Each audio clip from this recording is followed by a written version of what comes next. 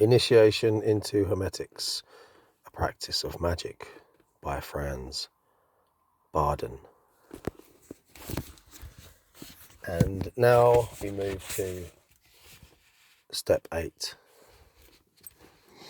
Magic Mental Training 8. I am going to deal in this step with a chapter which is of great importance in magic.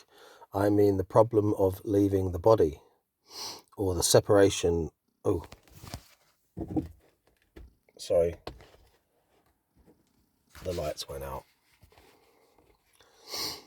I mean the problem of. I think it's stabilized. The problem of leaving the body, or the separation of the mental and later on of the astral body from the material one.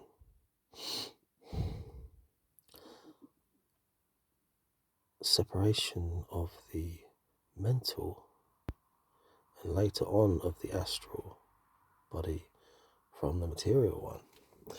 Every magician who was working conscientiously in the magic art must own this faculty, because it is offering him the opportunity of leaving his physical body any time he likes to, in order to bridge the greatest distances, to visit strange continents, in short, to transfer himself to any place where he wishes to be.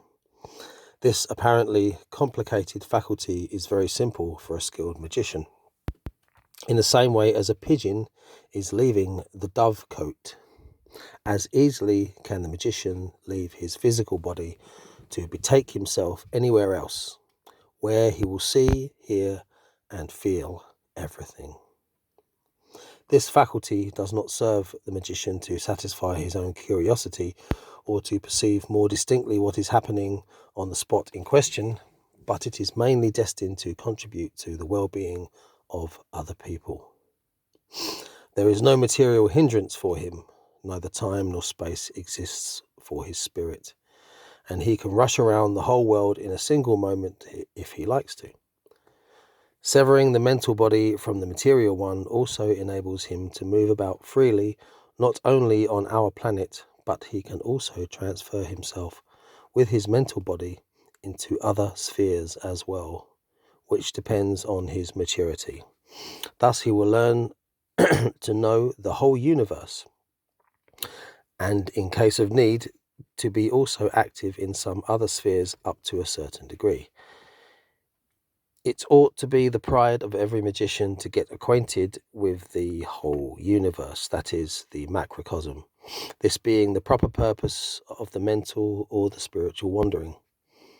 A good deal could be said theoretically about this faculty and everything else connected with it, but as this work is to be a textbook for practitioners, let us not waste any time with the description of experiences and occurrences, such as every magician will collect himself for the benefit of his own conviction. For this reason, we shall give our attention immediately to the practical part, the development of the mental wandering, which is in fact a transference of the consciousness, consequently of the spirit. It would be well for the scholar to pass at first through some preliminary exercises, to get sort of preparatory training. A very important preliminary exercise for the mental wandering is as follows. Sit down in your conventional asana in front of a mirror in which you can see yourself entirely. If you have a big mirror, you need not have a great distance between your body and the mirror, but with a small mirror, the distance must be so great that the mirror reflects your whole figure. Regard your reflected image for a few moments, then close your eyes and imagine mentally your reflection in the mirror. Provided you have been able to imprint your features very distinctly on your imaginative faculty, you may continue. If you did not accomplish any result, you have got to repeat the experiment until you have managed mentally to retain each detail of your reflected image. A particular attention has to be given to the head and the facial expression. As soon as you have been able imaginarily to grasp your reflected image in all the shades of the original, then transfer your consciousness into your reflected image in such a manner that you feel personified or embodied in it. This transference of the consciousness serves the purpose to teach you how to observe your body from the side of your reflected image. If you notice any success, try to observe those objects which are visible in the mirror, but always from the side of your reflected image. This exercise will be very difficult for you at the beginning. Therefore, you had better resort to your imaginative faculty, impressing all the objects which happen to be near you very scrupulously on your mind.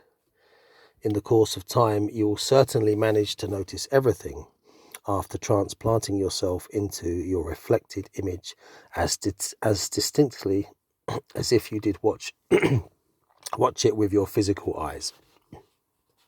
Excuse me. When this faculty too has become a habit, you are fit for the actual mental wandering.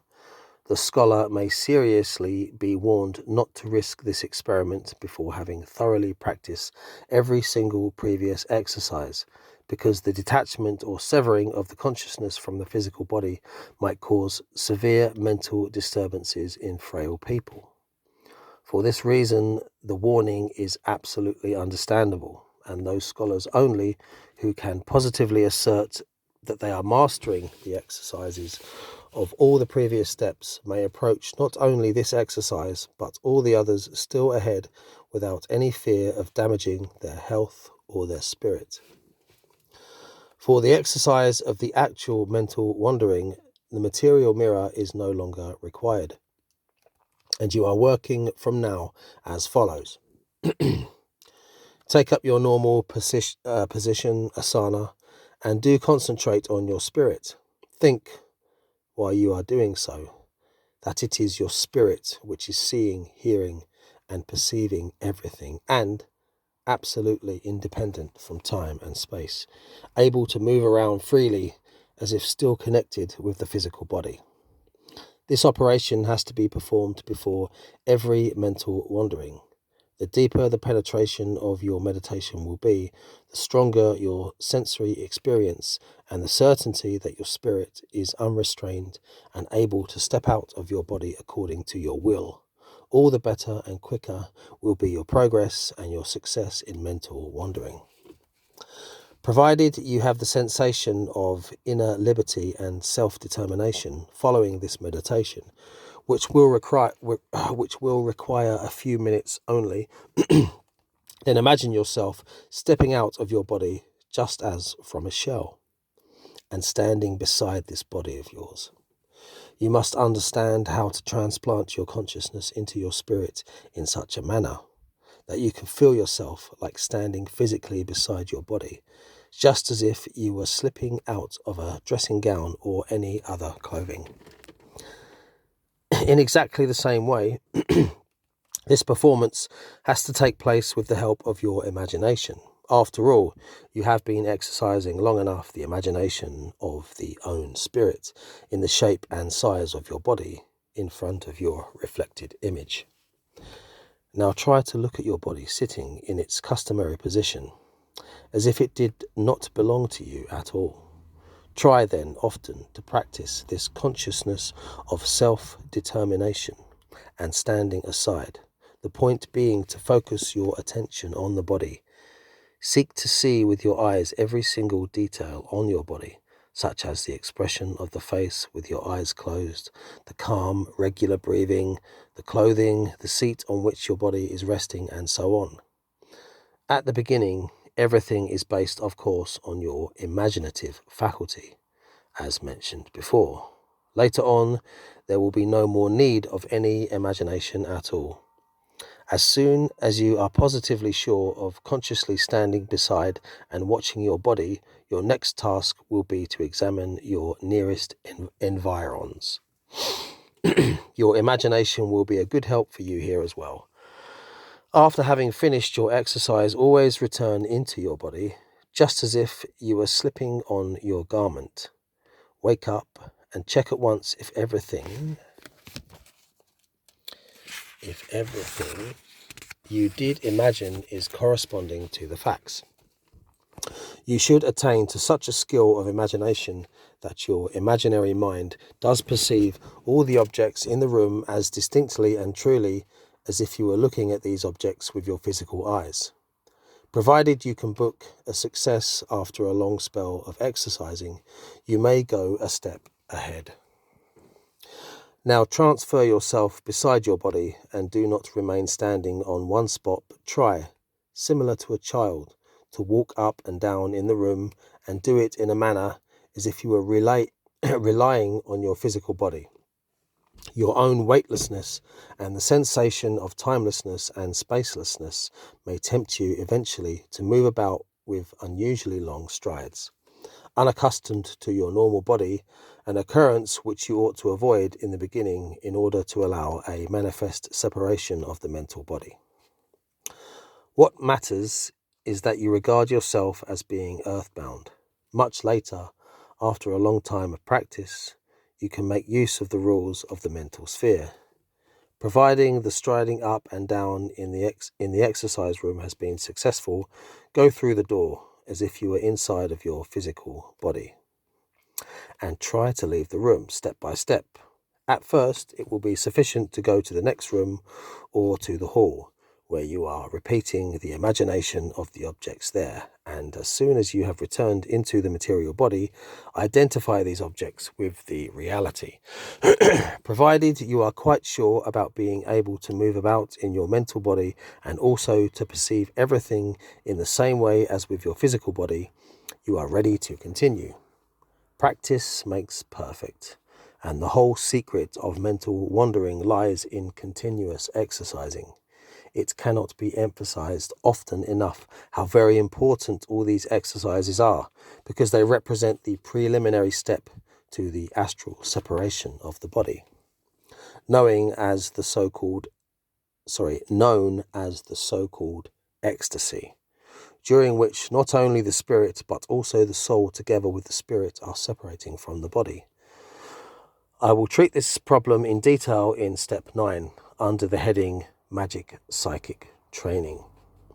Once you are able to move about with the spiritual mental body in the same way as with the physical body in the own house or flat, short walks outside of it may be undertaken too. At first, it will be quite sufficient to visit the house of a neighbour or to look up friends and acquaintances first who live in the vicinity and whom you do really know very well. Provided you have obtained certain experiences after some of these exercises, other impressions not only of objects are to be won too. The consciousness is being skilled in the course of these exercises to such an extent that it will be capable of receiving sense impressions such as hearing, seeing, and feeling in the mental body in exactly the same way as if one were actually present with one's physical body. Any result like this can, of course, only be achieved by persistent exercises during the training of mental wandering. Go on visiting friends just to see what they are occupied with at this moment. For example, you see people doing everyday work. At first, you can do this with the help of the imagination. In order to make sure whether the imagination coincides with the real facts, all you need to do is to imagine that the person you did watch with your mental body is doing something quite different, eventually the contrary. If you can manage this imagination just as easily, being, however, in contradiction to your perception, you may be sure then that neither one nor the other is true, that all is still a matter of imagination. In this case, you have indeed not advanced far enough, and you have to repeat the experiments constantly until you are capable to discriminate the real facts from the imagination. At first, you will only sense that the imagination responds factually to the reality, because your senses have been already withdrawn in a great measure from your body and have been and been transplanted into the mental body. Later on, there is no more reason for apprehensions because you are winning complete certainty about this problem. And consequently, you will be able to differentiate correctly whether the things seen, heard, and felt while being in the mental body are real facts or imagination. After a long time of exercises, this faculty will become quite familiar to the magician, and whether he is transferring his mental body, he will only perceive what is really true and coincides absolutely with the circumstances. Provided you have made good progress insofar as you can walk greater distances without feeling tired, exactly like in normal walking, only then you have matured to such a degree as to occupy yourself with the laws of timelessness and spacelessness, not before. Do separate in the manner just described from your material body, and think that you are not bound anymore, neither to time nor to space. While being in the mental body, do meditate on your being with it everywhere you want to be at this moment. You will achieve this firm conviction by frequent deep meditation while being in the mental body. Do you wish to be anywhere with your mental body? It will be sufficient for you to suppose you have already arrived there, and your wish will be granted instantly. In the case of greater distances, you will obtain a satisfying skill only after a long period of patient exercises and frequent transferences. You ought, of course, to visit places for the second time which are known to you personally.